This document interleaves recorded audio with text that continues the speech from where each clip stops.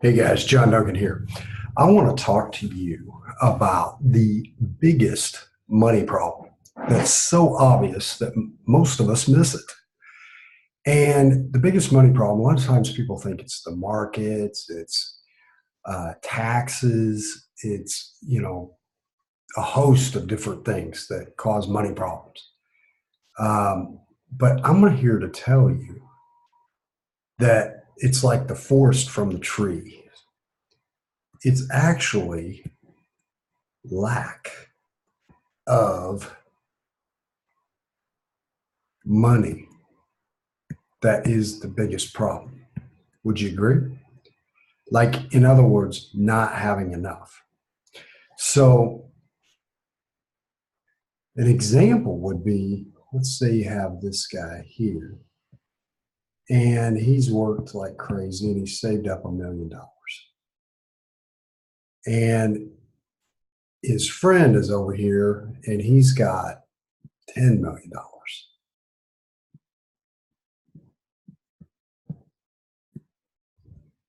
And then you've got a guy over here that has 100 million.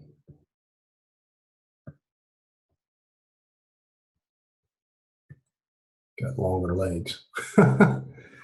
So the issue is when you think about life, like you have this guy's got a little bit of savings, he's got his lifestyle, probably has a business, and he's got some insurance and maybe a couple other things going on. And this guy has the same thing. He's got multiple things going on. And then this guy's got all kinds of things going on. And it's all due to having more resource, obviously. At 5%, this guy, if he just stopped everything, would earn about 50,000 a year. This guy, 500,000 a year, without disturbing what he has. This guy, 5 million a year is coming in, whether he's working or not, just at 5%. Now, down, and you could take somebody over here, I guess, with a zero net worth, and they wouldn't have anything going on. But we're going to use for this example, the problem is this. If this guy takes too big a vacation, he's having to compromise in other areas. So he's having to either compromise business growth or skip on some insurance that's needed or not fund any savings. This guy, his compromises obviously are dropping because he's able to take a 5-star vacation and fund retirement and fund the business and, fund other things that he's excited about. And then this guy, compromise is pretty much eliminated because he can take multiple 5-star vacations. He can max fund a retirement. He can have huge levels of insurance. So the bottom line is that the lack of money or resources is the true problem. It's not the market or taxes or his business. Those are symptoms of this big problem. So here's the deal. Take taxes, for example. Taxes, if a person is strictly focused on income, it is tax target number one. Tax target number one. Number one. So bottom line is, for someone to move from this 1 million level to the 10 million level, when the focus is strictly on like growing a business and creating income, even if he's cranking at $1 million a year, he's losing 50% every time he gets paid. And then he has to parcel that out to, lifestyle, his business, insurance, savings. So quickly, he's already in compromise mode.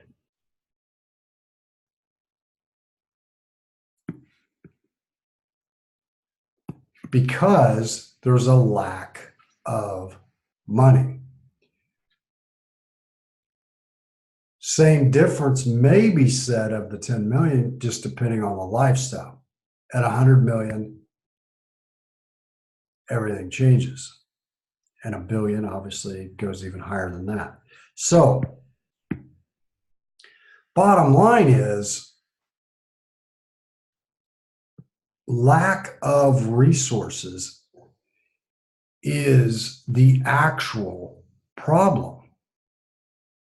And that sounds so obvious, but here's the deal. We're trained to do this, to just make more, like make more. When the people that have figured it out, the people that actually are at the 10, 100, and billionaire level, actually focus on controlling more. Controlling more. And, if you really just think about it, why is there a stock market?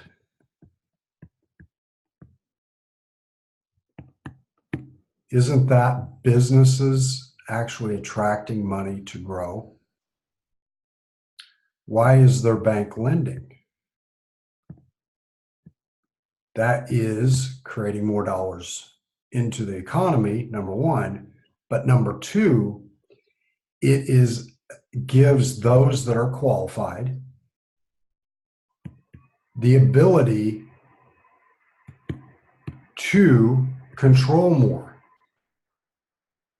And by controlling more, you're able to have the resources.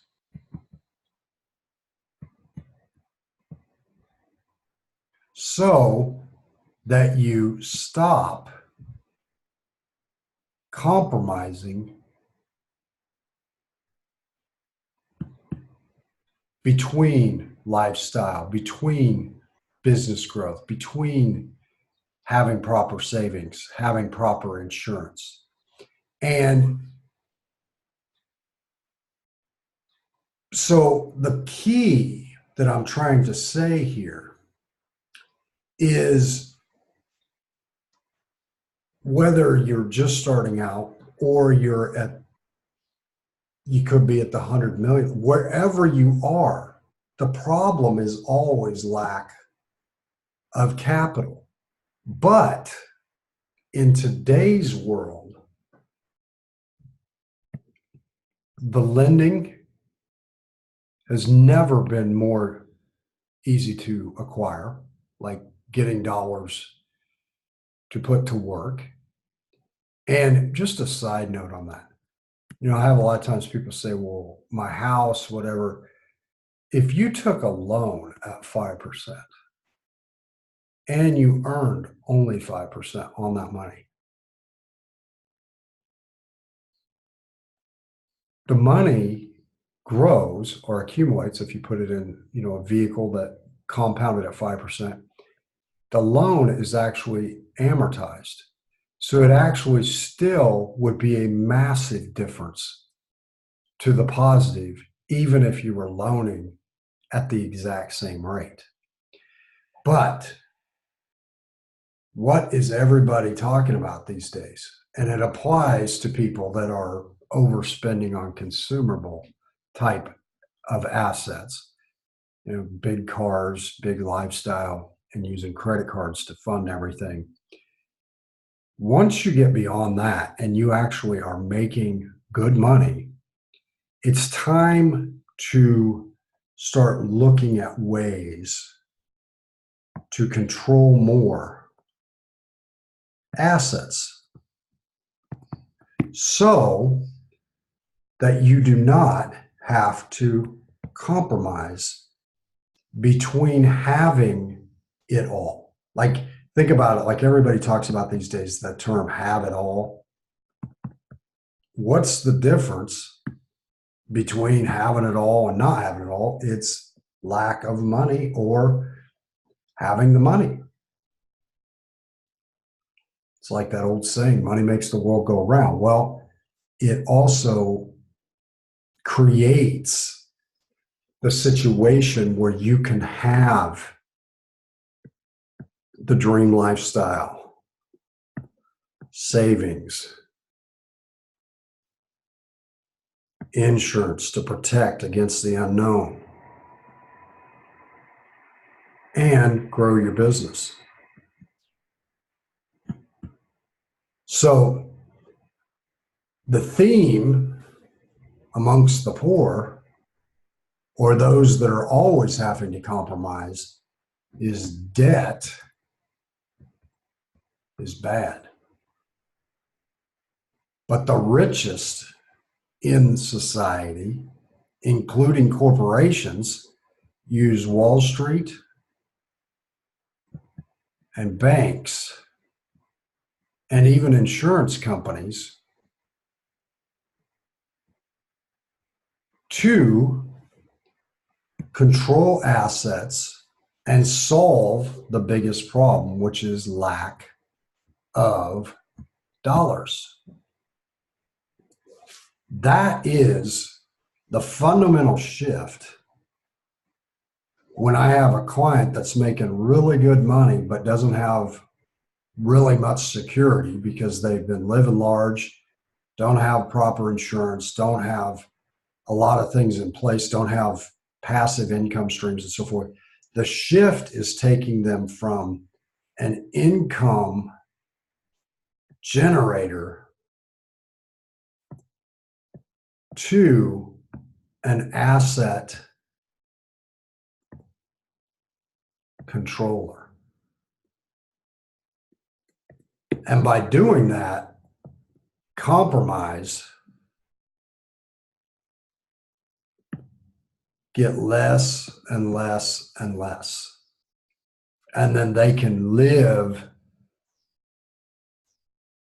a great lifestyle, have proper savings, have massive insurance, and grow their business all at the same time. But why? Because we solved the number one problem, which is lack of funds, lack of resources. That's the big problem. Think about it. If you had $1 billion and lost $1 million, or you were controlling $1 billion and lost a million, it's not that big a deal. But if you have $2 million and you lose $1 million, it's a huge deal. Well, playing small and conservative, like this guy here, actually is where all the risk is. The risk is right here, not right here. Even if, like, I'll just say it like this. One of the questions I ask a lot of clients anymore is like, what's more important, net worth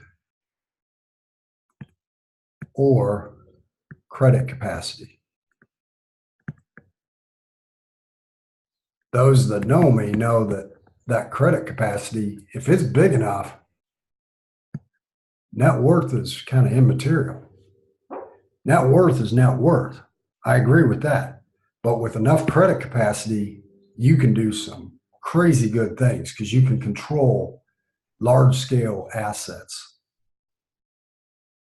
get huge tax advantages, and not have to compromise on anything. That is financial strength. But if you ignore credit capacity and focus strictly on net worth, you will be compromising at every stage of the game. Every stage of the game. And the people that I work with that are above the 100 million mark, this is how they live. Credit capacity is driving their net worth because they're just controlling more and more assets that produce income and growth and value. So, anywho, I hope that helps. This is just a brief talk about the biggest problem that is, I'll leave you with this, it is solvable. It is solvable, and it's never been more solvable. Back in the old days, it wasn't solvable because you didn't have lending the way it is today. You didn't have insurance companies the way they are. You didn't have the markets the way they are. So anyway, hope that helps. Again, John Duncan. If you have any questions, shoot me a message. Thank you.